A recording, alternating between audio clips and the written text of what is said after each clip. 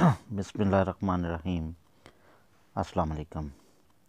मैं हूं फैसल बेग और आप देख रहे हैं मेरा ऑफिशियल यूट्यूब चैनल तारीख़ की दुनिया। तमाम नए आने वाले दोस्तों से मैं गुजारिश करूंगा कि हमारे चैनल को सब्सक्राइब करें और बेल के आइकन को ज़रूर दबाएं ताकि हमारी हर नई आने वाली वीडियो आपको बर वक्त मिल सके। दोस्तों, आज जिस जगह के मतलब आपसे नॉलेज शेयर करने जा रहा हूँ वो वादी सोन। वादी सोन केसर पाकिस्तान की कदीम और ख़ूबसूरत वादी है जो कुदरती मनाज़र की वजह से दुनिया भर में शोहरत रखती है। नौशहरा इस वादी का सदर मुकाम है और ज़िला खुशाब की ज़िली तहसील है। सकेसर पहाड़ी की चोटी पर वाक़या एक सेहत अफ़ज़ा मकाम का नाम है।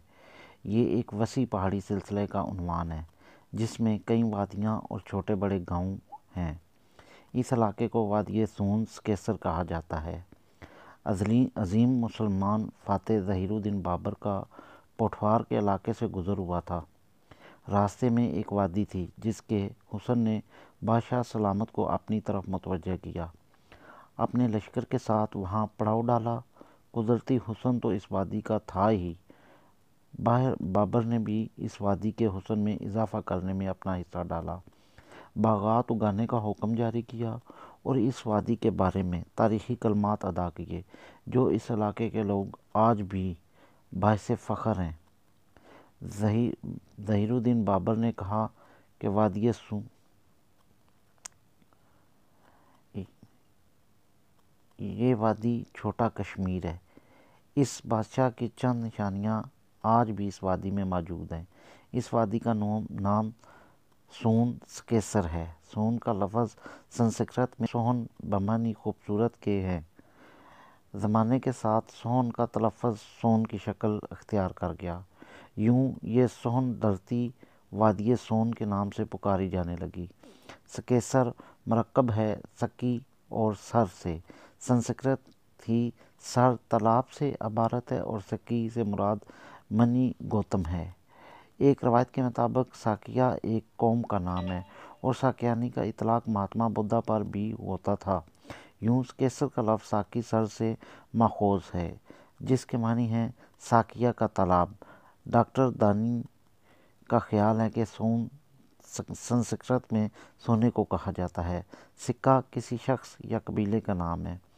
ऐसा दरअसल अशोड़या यानी देवता से लिया गया है।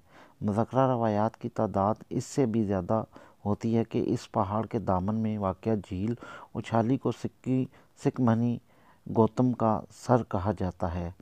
इस लासानी तजिए और लग़वी तहक़ीक़ के ज़मन में एक वहम का अज़ाला ज़रूरी है और वो ये है कि दरियाए सवां और वादी सोन दो अलग अलग नाम हैं। दरियाए सवां सालट रेंज में बहता है। इस इलाके में कदीम तहज़ीबों के आसार मिले हैं।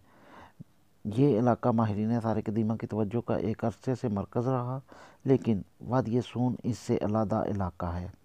अगरचे ये इलाका भी कदीम तहज़ीबों का मरकज़ रहा है मगर आसार कदीमा के माहिरीन की तहक़ीक़ का मौजू नहीं बन सका। वादी सोन कोहस्तान नमक और पोठवार एक सीध में वाक़या है।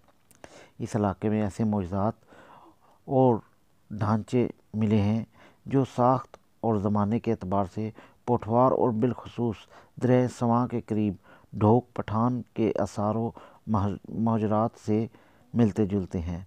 वादी सोन के सिरे पर वाक़या गाँव चिंची और इसके इर्द गिर्द महाजरात के वसी ज़हायर का पता चलाया गया है।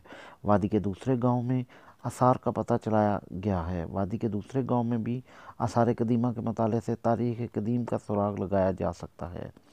ख्याल है कि इब्तदाई ज़माने में यहाँ इंसानी आबादी ना होने के बराबर थी, यानी माइनस रहते थे। बाद में इंसान ने तरक्की की और गारों में रहना शुरू किया। वो कच्चा गोश्त, फल और सब्ज़ियाँ खाते थे। इस इलाके में हर मौसम में जंगली फल मिल जाते थे और रहने के लिए गारें थीं, यानी इलाकाई ज़बान में महले कहा जाता है।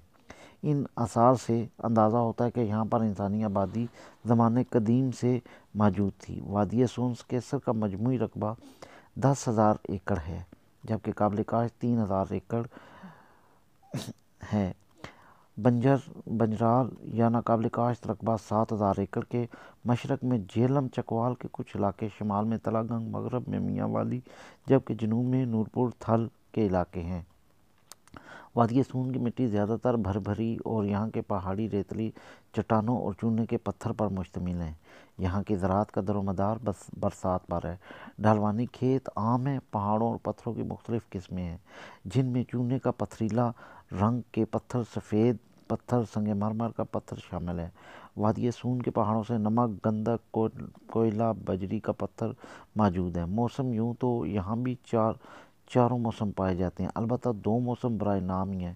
یہاں مارچ سے اکتوبر تک موسم انتہائی خوشگوار رہتا ہے، اور یہی وہ موسم ہے جب وادی سون میں سیر و سیاحت کا مزہ دوبالا ہوتا ہے۔ سردیوں میں شدید سردی پڑتی ہے، یہاں کا درجہ حرارت نقطۂ انجماد سے نیچے چلا جاتا ہے۔ ژالہ باری اور بارش ہونے سے سردی شدید تر ہو جاتی ہے۔ وادی سون میں سیر کے لیے انتہائی موزوں مہینے مارچ، اپریل، جولائی، اگست اور ستمبر ہیں۔ وادی میں برسات کا موسم انتہائی پرلطف ہوتا ہے، جہاں پہاڑوں سے بہتے نالوں کا شور ایک خوبصورت سماع پیش کرتا ہے۔ پھلوں اور سبزے میں ایک تر و تازگی آ جاتی ہے، اور گرمی کے موسم سے سرد ہوائیں جاڑے کا احساس دلاتی ہیں۔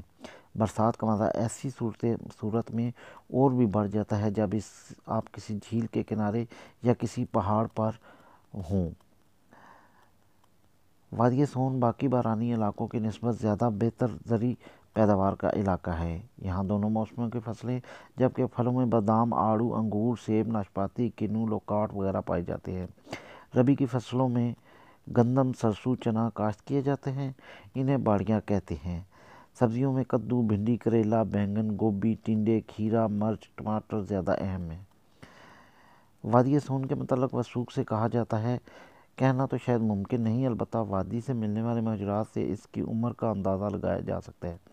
وادی کے کئی مقامات سے مختلف انسانی ڈھانچے، جانوروں کے ڈھانچے اور کئی ایک گھریلو ضروریات زندگی کی اشیاء ملی ہیں۔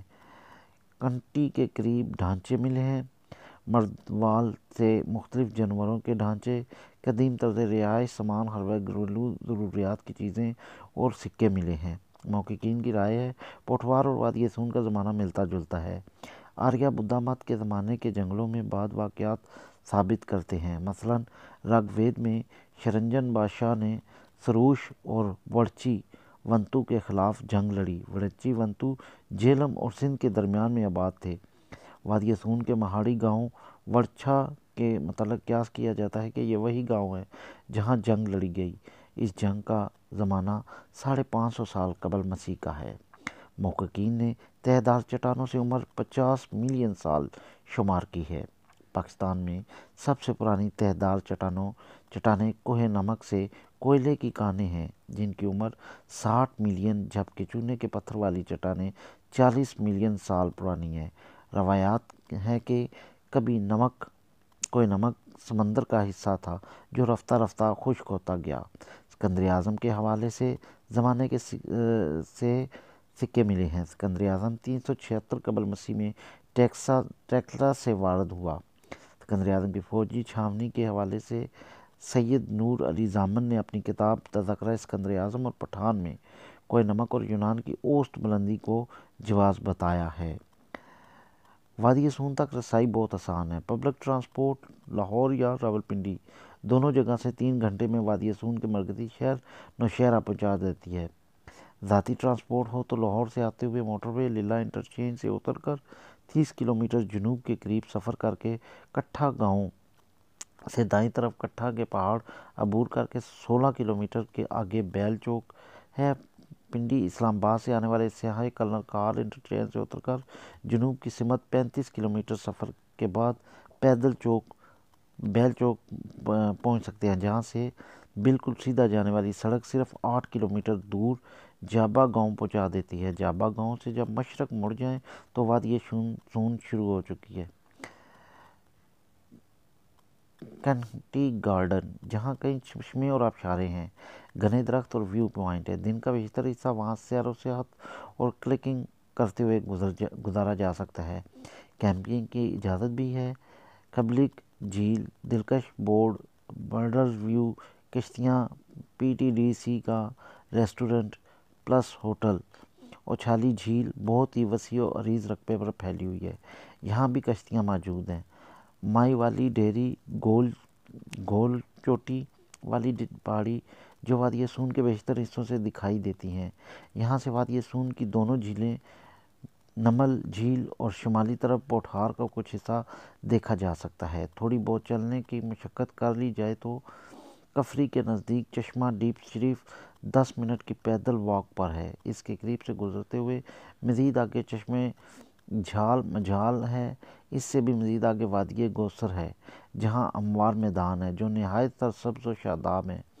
جنوبی پہاڑی سے وادی سون کی تیسری بڑی جھالر جھیل کا نظارہ کیا جا سکتا ہے۔ سوڈی جیوالی جامبل روڈ پر خانقاہ حضرت سلطان مہدی کے قریب چشمہ ہے جس کا راستہ تھوڑا مشکل ہے، لیکن یہاں پانی بہت وافر مقدار میں پایا جاتا ہے۔